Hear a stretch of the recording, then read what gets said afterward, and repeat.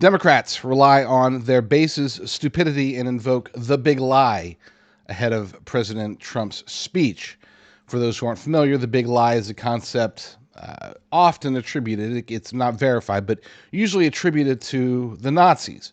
They said, let's see, let me pull up a quote this is from Walter C. Langer from the Office of Strategic Services back in 1943. In one of his books, he said that people will believe a big lie sooner than a little one, and if you repeat it frequently enough, people will sooner or later believe it, no matter how big it is. The big lie that they told today was echoed in the cringiest way possible. First, we noticed early this morning that there was essentially an identical video posted by Elizabeth Warren and Chuck Schumer. Then a little bit later, we see that Cory Booker hopped in there and said the same thing. Fast forward less than an hour later, and all of a sudden you can add Tim Kaine and Mark Kelly to the mix. Again, same format, same opening, same style, same words over and over again. And I'll play that here in a second. 20, 30 minutes later, add Senator Blumenthal, Kim, Coons, also Brooks, Hirono, Warner, and Tammy Baldwin to the mix. And if you think that it's over, it's not. As of around 8 a.m. Pacific time, they had 22 Democrat senators. Nearly half of their caucus had posted this video. We assume that it's going to end up being almost all of them. Okay, this is how they operate, and this is the big lie, just perfectly expressed. They take a concept, they repeat it over and over and over again. Now, you might think, oh, this is such a bad strategy. This couldn't possibly work. People are going to see through it. You're giving your fellow Americans too much credit if you think that. And I'm not talking about you or me or our friends or necessarily our family. I'm talking about the majority of Americans who aren't paying attention, the majority of Americans who may see one of these 22 examples of idiocy, listen to the words, and be affected by it. Now, if they are to maybe come across a second or a third or even a fourth, this is where the big lie comes into effect. It gets repeated. It gets embedded in their brains, and they start thinking along the lines of, oh my gosh, this must be true if so many people are saying the same thing. That's how the big lie works. If you repeat it frequently enough, people will sooner or later believe it. Now, this isn't targeting you, okay? It's not targeting me. It's not targeting very many Republicans. This is targeting their base because they've been told that either fix your policies or fix your messaging. Now, they can't fix their policies. Their policies are so far gone, so awful, so horrendous that the only way they could fix their policies would be to adopt President Trump's policies, and that's of course something that they would never, ever do. So instead, they're going to go to work on the messaging, and this is their solution. But again, I have to say up front before everybody starts laughing about how stupid this is, you have to understand who they're playing to. They don't care that Charlie Kirk or Ben Shapiro or J.D. Rucker are going to go after them. They don't care about you, about my audience. They don't care about the people that would listen to me or any conservative or alternative media personalities. No, they're only going after their base, the blue sky people, the multicolored hair people, the anti-American people. Let's go ahead and play it so you understand what the message is that they're sending out there. When I win, I will immediately bring prices down starting on day one. That ain't true. That's what you just heard. Since day one of Donald Trump's presidency, prices are not down, they're up. Inflation is getting worse, not better. The prices of groceries, gas, housing, eggs, of essentials is not getting better, it's getting worse. Meanwhile, Donald Trump has done nothing. Goose eggs to lower prices for you. Instead, he's pardoned violent criminals who savagely beat police officers on January 6th. That's an effing disgrace. He's letting Elon Musk take a chainsaw to vital government programs and then, even worse, giving him access to Americans' most sensitive data. Social Security numbers, tax returns, healthcare bills. He's fired thousands of essential workers, people who help our veterans get their benefits, people fighting Ebola in Africa so it doesn't come here. He's frozen funding for vital programs that so many American families need. Cancer research, education funding, payments to family farmers, and so much worse. Why are they doing this? Trump, Musk, Doge are taking these vital services away from you for one reason only, so they can give tax breaks to their billionaires club. Their plan is awful, simply awful. Billionaires win, families lose. Well, billionaires win. Is the truth. And that is the truth. All right, so the big lie in all of this, of course, is that President Trump is doing nothing, and the secondary big lie, I guess the big lie 1A would be that Elon Musk is out there stealing your Social Security numbers and and helping to advance his businesses. All of that is tremendously, unambiguously false.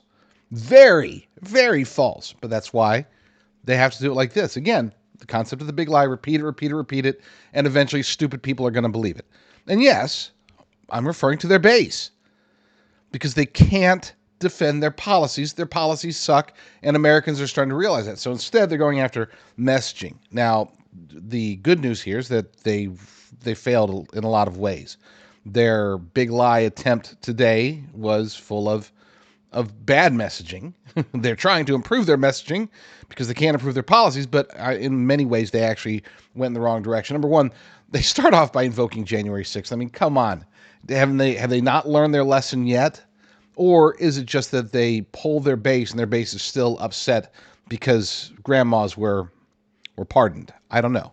Not sure what they're thinking there, but I think that was a huge mistake. Next, they go after the whole Elon Musk chainsaw thing, which again, bad messaging, because a majority of Americans support what Elon Musk is doing. The last I saw it was like 76%, and you have to assume that there are people out there, probably, I don't know, about 24% of people who, if you were to ask them, do you support cutting government waste, they would say yes.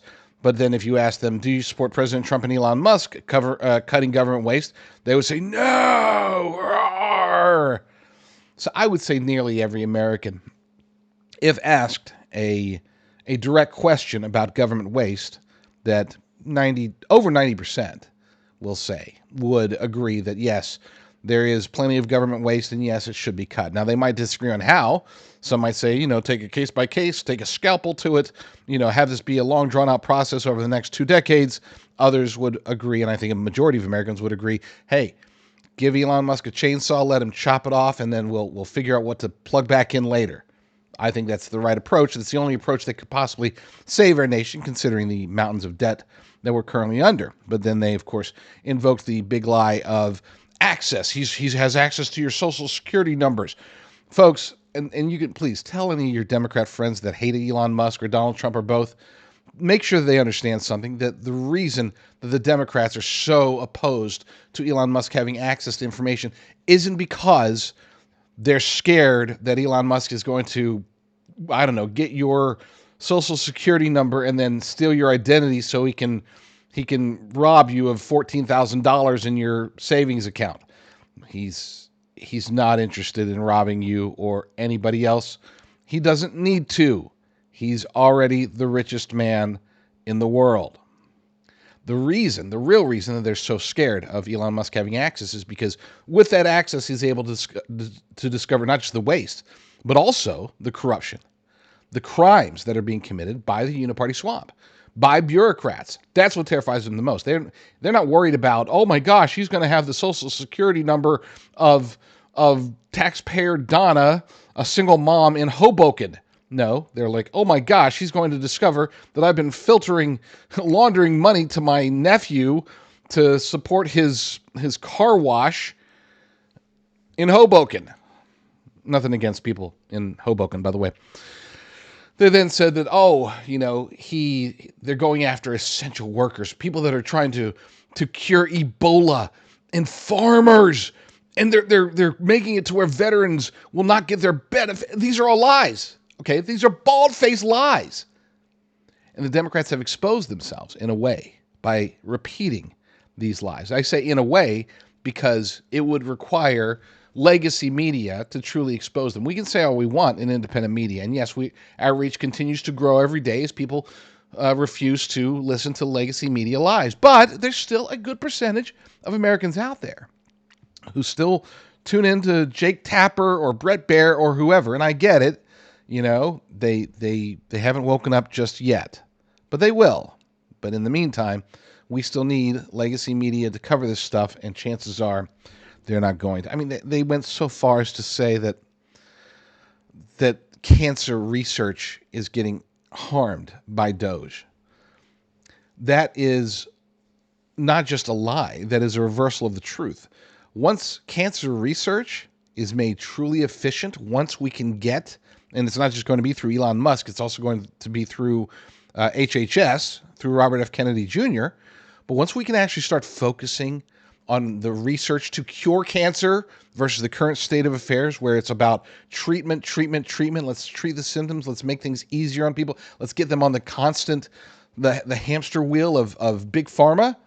That changing to actually finding cures, that's going to be arguably the most monumental legacy of the Trump administration if, Lord willing, they are able to accomplish that. But that can only be accomplished if you cut through the inefficiencies, cut through the waste, and change the entire motivation of our healthcare industry as it pertains to finding cures versus perpetual treatments. But that's a whole other discussion for another day. But bottom line is the Democrats' bald-faced lie regarding that. And then, of course, they're talking about getting tax breaks to the billionaire club. This is what they've been saying for years. Even during the first Trump administration, his tax breaks, they still claim that it was the billionaires club and not the middle class that got the tax breaks, not small businesses that got the tax breaks, even though we've seen for a very long time that's exactly what has happened, and it's going to only get better going forward. So here's your assignment. Dear friends, please make sure, this is one of those videos that a Democrat puts out that I want other Democrats to see. I want them to understand the duplicity of the party and the leaders within the party that they have embraced. I want independents to see this. I want everybody to see it. Yeah, I play the double version, but this has been, it's beyond just Pocahontas and Chuck Schumer. It's almost all of them, apparently. Over half of them, I'm sure, by the time you're watching this. Make sure that your friends know this. Make sure that they understand that Democrat leadership truly, earnestly, I mean, at their heart level, they believe that their base is stupid. They're banking on the idea that their base will hear this message over and over again and think, oh my gosh, Elon Musk is going to steal my social security number and I'm going to become a victim of identity theft from Doge. That's what the modern Democrat Party wants their base to believe. And if you don't tell them, if you and I don't get the word out to try to wake them up from their Trump derangement syndrome stupor, from their growing Musk derangement syndrome attack, if we don't wake them up, they're not going to wake up at all. They're going to go through their day, go to sleep tonight, wake up in the morning, and feel the same thing, that despite that tingling in the back of their head that says, hey, the Democrat Party leaders really seem to think I'm stupid, they're going to go back to the default setting of, well, at least they're not Donald Trump. Please go to jdrucker.com/find, jdrucker.com/find. You'll find all of the various places where I publish my work, my podcasts, my videos, my socials, everything like that. jdrucker.com/find.